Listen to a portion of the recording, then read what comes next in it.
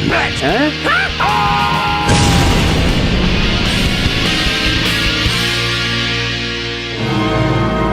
Rocky and Bullwinkle! Rocky and Bullwinkle!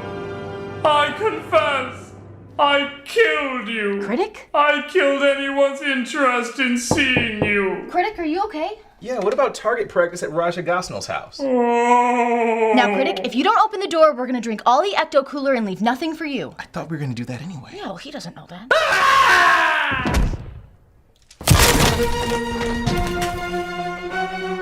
Oh my god!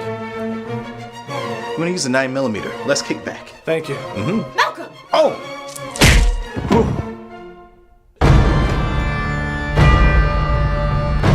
Oh, thank God. He was saying the strangest things about a movie that everyone hates. Clearly, his soul has been twisted by the devil. Do not worry. If there is one thing I know, it is how to force the internet's opinion with shade. It's just good to know that he has such good friends. With this, there's no chance you can misfire. Malcolm! Oh, sorry. You're gonna do something, do it right. You should be proud of me.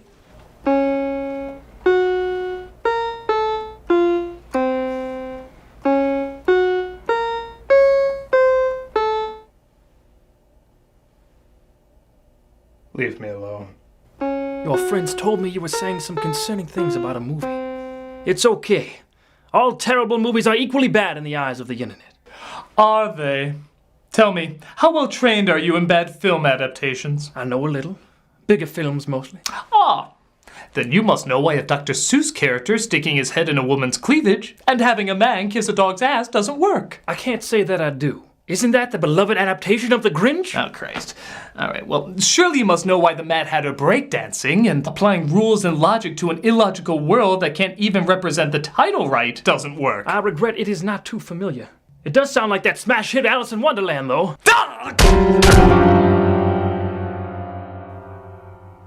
Here, what about this one?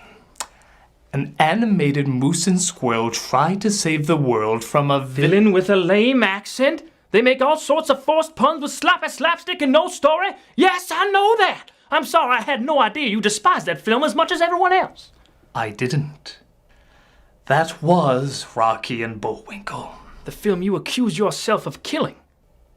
You heard that? For God's sake, my son, if you have something to confess, do it now. They were my icons. Rocky and Bullwinkle, the popular TV show that ran from 1959 to 1964. While kids could enjoy the adventures of a cynical squirrel and a brain-dead moose escaping the clutches of Boris, Natasha, and Fearless Leader, adults enjoyed a ton of in-jokes and smart writing that would usually go over most children's heads. It was one of the first animated TV shows where the focus was more on the humor for grown-ups and less on exciting stories for kids, resulting in some brilliant puns. You went to college? Penn State? State Penn.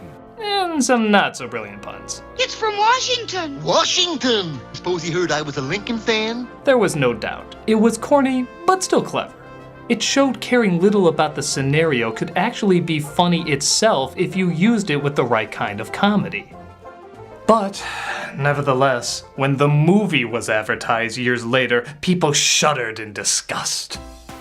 These were clearly some of the worst trailers ever released since any of the trailers in 2016. What's up? I'd like to use one of my lifelines, please. They were bad. Really, really bad. As I read countless requests upon countless requests, I finally decided to watch this sack of moose droppings. As I put the DVD in to review it, I played a little game with myself. The internet despised this movie. Critics gave it a 43% on Rotten Tomatoes. Did it show? Did even the first couple minutes represent how awful this adaptation was? I pushed play on the remote and started to watch. Rocky and Bullwinkle themselves were forced to subsist on ever-diminishing residual checks from reruns of their old show. But something strange started to happen to me. Something I didn't think would happen to me after all the hatred and awful advertisements. I started to laugh. And their plans were crushed by the fall of the Iron Curtain. That was Rocky and Bullwinkle. That that? That clearly well-written, faithful adaptation being shown to me on the screen. While the narrator, that's me, was forced to move in with his mother, where he was reduced to narrating the events of his own life. It seemed to have the same spirit, the same humor, even kind of a similar animation style. No. This has to be a mistake. It must be. It better be. I just want to clarify, you tried to kill yourself over this movie? The movie continued, explaining how Rocky and Bullwinkle were trapped in reruns and their home in the forest been chopped down. I'm the chairman of the Frostbite Fall Society for Wildlife Conversation. You mean wildlife conservation? Well, somebody's gotta start talking about these things. Even their wordplay had become hackneyed and cheap. No, it was always like this. Wow, they even acknowledge how forced a lot of their humor can be. I'm legitimately confused. This seems like the typical Rocky and Bullwinkle writing, maybe even a little better because of its awareness of how it's being perceived. Surely something has to throw this all off. Hello, Minnie. Live action, of course! Now we're going to Brendan Fraser, Brad Pitt, and Robert De Niro this up. Oh wait, this was the one he was in? Even better! We see how Janeane Garofalo chooses her movie scripts. Too intelligent. When Boris, Natasha, and Fearless Leader convince her that they should make a Rocky and Bullwinkle movie. What is it? It's classic American cartoon from early 60s. And as you know, films based on shows from the 60s always equal cinematic success. So she signs the contract bringing them into the real world.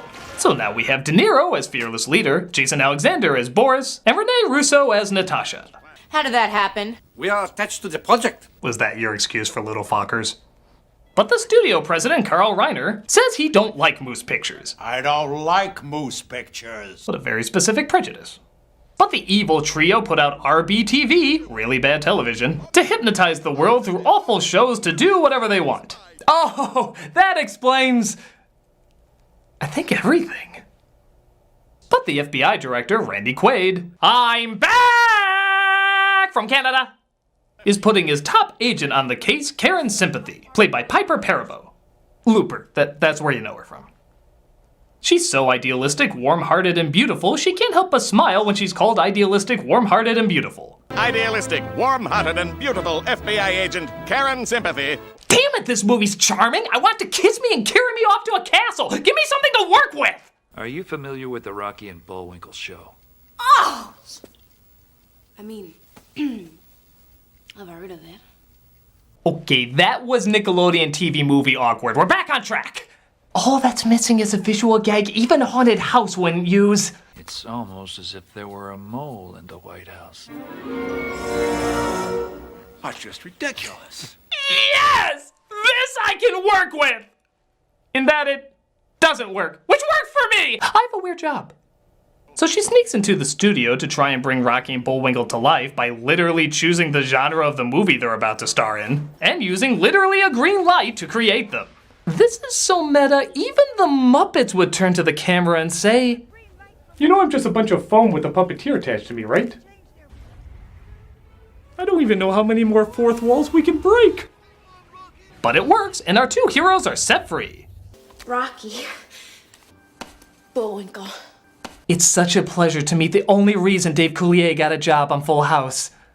Something you'll notice very quickly is that the animation on the two of them is clearly computer generated. You would think that this would make them seem less, well, animated, and more solid and slow.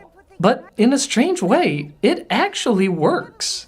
Rocky and Bullwinkle didn't exist in a world of motion. It was mainly an excuse to make verbal jokes. So in this environment, nothing is really lost. If anything, it really kind of looks like they're in the scene interacting with people, despite them obviously being cartoons. It's not as good as, say, Roger Rabbit, but it is better than other movies where clearly they never look like they occupy the same space. The CG surprisingly really fits.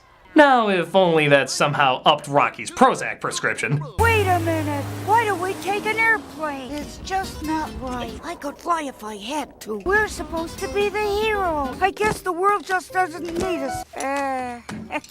I swear, every time he's on screen, he's always bitching or moping about something. That's not what you said before. Bullwinkle, that's not what you mean. What network are you from? What's the point? No! Even Eeyore would be like, Christ, I'd rather be thrown in a fire with the Velveteen Rabbit than listen to this guy. So they outrun the police because clearly the FBI couldn't ask to do any of this, and they make it to her car. Did you watch her show? Did I watch your show? I loved your show. You did? I'm a beautiful lip gloss wearing 19-year-old woman. Of course I've seen Rocky and Bullwinkle. I look just like the rest of our demographic. We also see Bullwinkle's antlers can intercept radio frequencies. Bullwinkle, cover up your nose. Oh, okay. I was just getting jiggy with it. Don't they know every time a movie makes that reference, God's finger gets a little closer to smoting us? I was just getting jiggy with it. So the villains begin their hypnotizing test to see if they can make people dumber. It works! There has never been a way to actually destroy a cartoon character until now. What about that movie Roger Rabbit? Shut up! This is totally different! No? That was funny. It was a funny line, funny delivery. Even that awkward silence kind of made it work. Again, it really is like Rocky and Bullwinkle. Some of the jokes are funny and some of the jokes are awful. That's always what they were. Yes, all that's missing are the confusing jokes. The ones that don't make sense as a kid or an adult. Oh, like, I don't know, having an unexplained kid as an evil scientist? Yes, that would be mighty The confusing. computer degenerating imagery, or CDI as I like to call it. Why, that's as odd as... A random animated weasel they just found? Now I know what happened to my friend Freddy the Ferret. How? Oh, it's okay. Before you even get a chance to question it, they throw in a funny line, so you completely forgot what you were confused about. Send him where all worthless cyber chump ends up. The internet. I feel delighted, annoyed, and puzzled all at the same time. Exactly. That was Rocky and Bullwinkle. What was the movie up to? Could it be so clever that it was purposefully bad in some places and purposefully odd in others? No, it has to just be bad. This is 2016 internet, and I will not allow anything down the middle, especially for the feature. Oh, I don't know. This sound effect's becoming pretty annoying. Okay, that is entirely bad. But in Sci Fearless Leader's eye, there's a cartoon. Because the director said they'll get it. When suddenly objects start falling from the sky. Look out! You're the one driving. Beware me. Thank you, me. They get away, though, leaving Boris and Natasha to face the punishment of Robert De Niro's in-joke. Are you talking to me? Are you talking to me? And when I say in, I mean about as in as John Travolta or Tom Cruise. It's so not in that it's pretty much out. The two of them steal a helicopter from a very strange Jonathan Winters cameo. Sick and tired of shopping for helicopters. Boy, if I had a missile, I'd blow your buns right out of the sky. I'll leave that alone. He was very old and said yes to 2 of these, for God's sake. But our heroes get intercepted by a possibly stranger cameo from John Goodman. But she really is with the FBI. Yeah, and I'm really John Goodman. Let's get in the car. You know, after Blues Brothers 2000, I wouldn't admit I was John Goodman either. So they're separated from their Coyote Ugly co-star. Yes, that's the other one you know her from. Put it down. As they partake in, what a shock, more puns. We don't have time to get to Washington. This is no time to worry about getting the washing done. You know, Rocky and Bullwinkle really need a pun scale. Something to show which ones legitimately work and which ones are Hitler's ass scratchers. This movie's getting kinda... Don't say it. Two-dimensional. Oh, great! There's no telling how low that pun will go! Someone's watching Rocky and Bullwinkle again.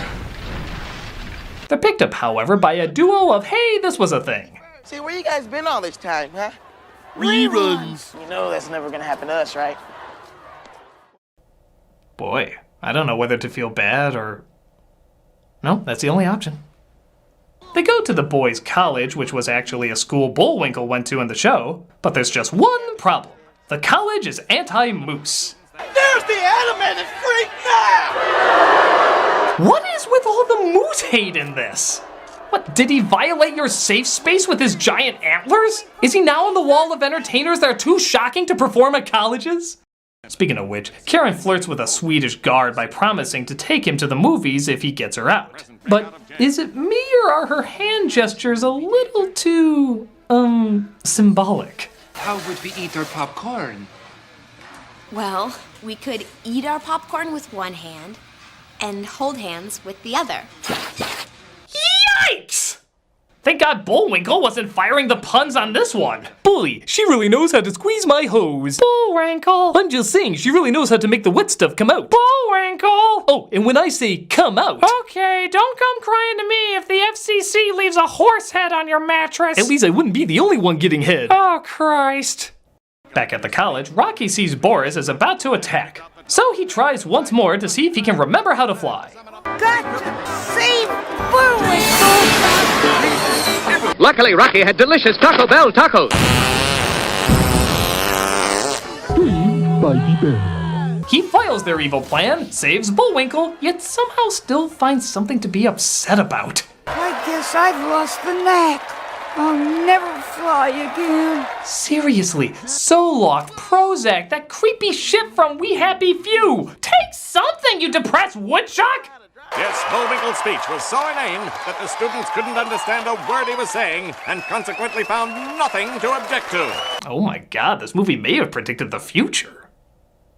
Nah, they'd always find something to object to.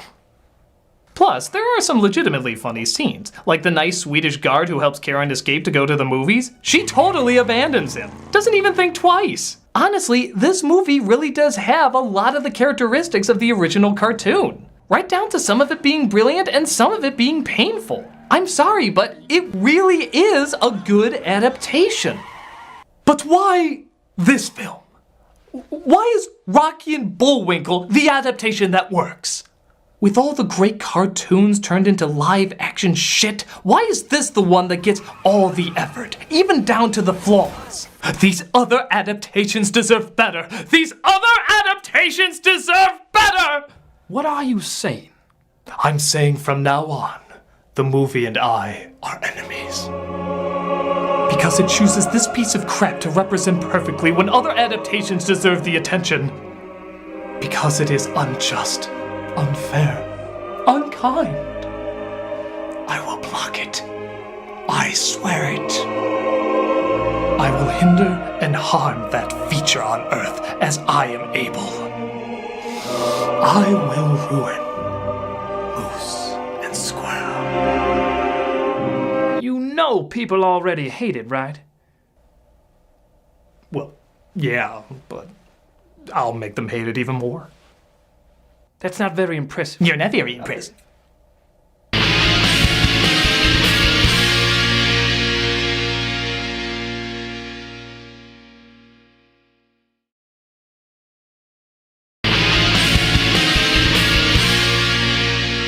So Rocky and Bullwinkle race towards Chicago, probably lured by their filming tax breaks. It wouldn't last. Where they drive through 2 Italian peasants just so they can crash through some fruit carts in their chase. If that's not funny enough, get a load of this weird silent moment. I have no idea why that was there, but it just cracks me up. Was it supposed to be an out-of-body experience? Like, we're supposed to hear their thoughts? I never did tell her how I really feel. You know it'd be pointless right now? A Billy Crystal cameo. Mattresses for sale. Volume. Now that's a S.O.S mattress. This cameo just fixed my pipes in my summer home. Yeah, a lot of the cameos in this movie, if you haven't noticed, don't really make a lot of sense. It's the equivalent of using an unpopular appearance twice for no real reason. We just saw him! We just saw Jonathan Winters! Why are they using him again? Oh, and it doesn't tie into any joke. It's not like that's his brother or his look-alike or the same person. It's just Jonathan Winters as a different character.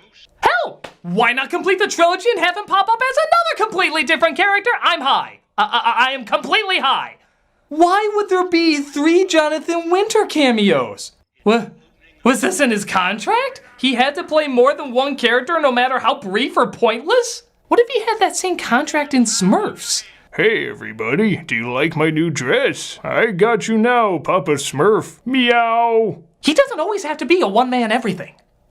Our heroes escape the villains again, which just curls Alexander's reverse Hitler stash, but Karen tries to encourage Rocky to conquer his fear of flying. I feel like we've done this already.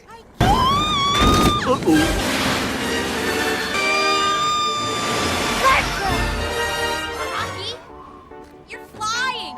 You're flying! This is the most exciting moment since, let's look at the clock here, 20 minutes ago! 20 minutes ago is when this happened. I was just as excited then. Actually, no, I'm less excited because we did it, what was it again? 20 minutes ago!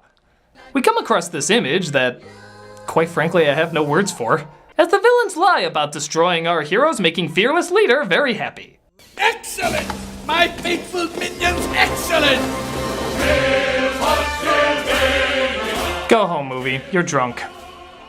I clearly haven't licked enough toads for this. How is it Robert De Niro has been in movies where he's worn fake boobs, and yet somehow this seems more demeaning?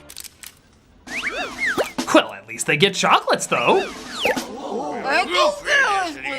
I've so many questions. Karen and Rocky get captured and see what Fearless Leader has done to the other agents.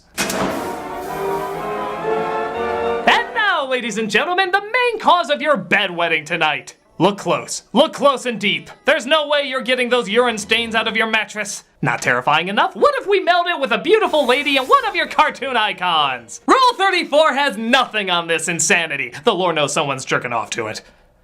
Meanwhile, Bullwinkle accidentally lands in Washington. Well, as long as I'm here, I might as well talk to the president about the trees. Oh yeah, the trees are still a thing.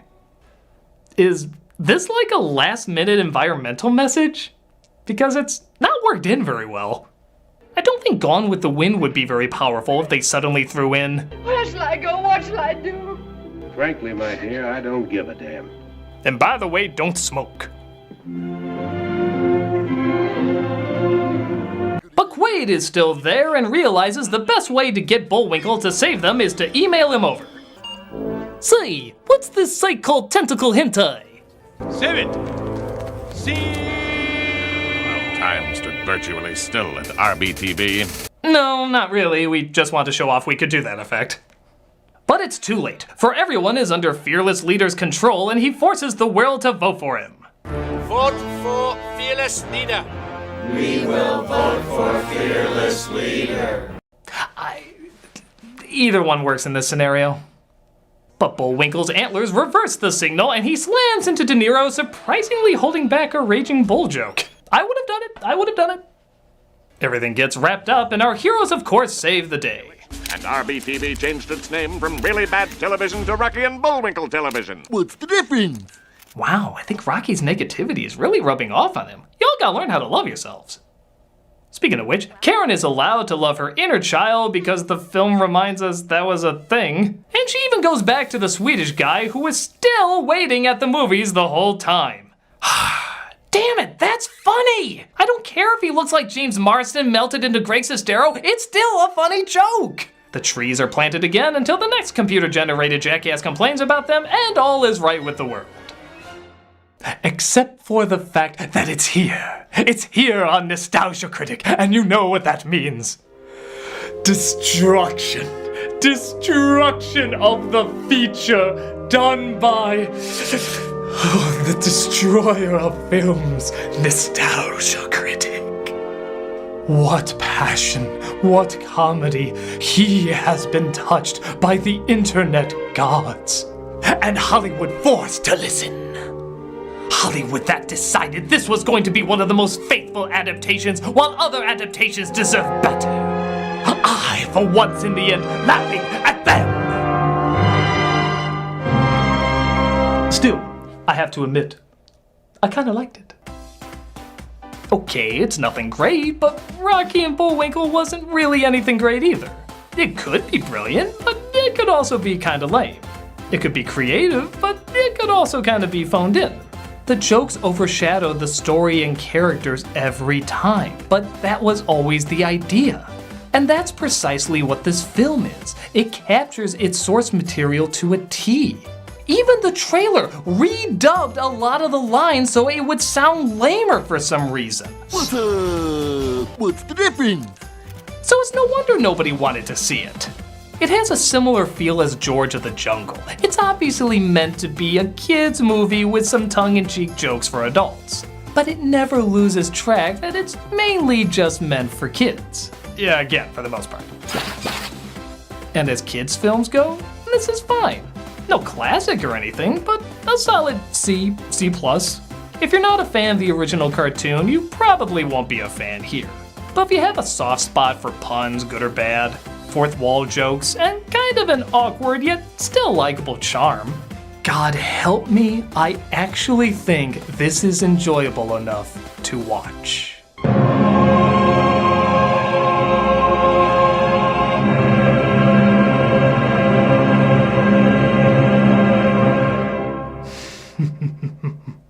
Are you surprised by my choice? My ability to disagree with the masses? My ballsiness to enjoy something so universally despised? Oh boy, you really can't talk a man's ear off. So you really liked Rockadoodle? Get out of here! Okay. Oh, and tell all the others that enjoy mediocrity that I will speak for them. I am their champion.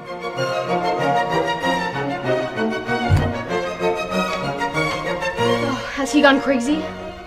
I think the real question is, was he ever sane? Mediocrity. Mediocrity's everywhere. I find you all okay. You're okay. You're okay. All your mediocrities are okay. You are all average.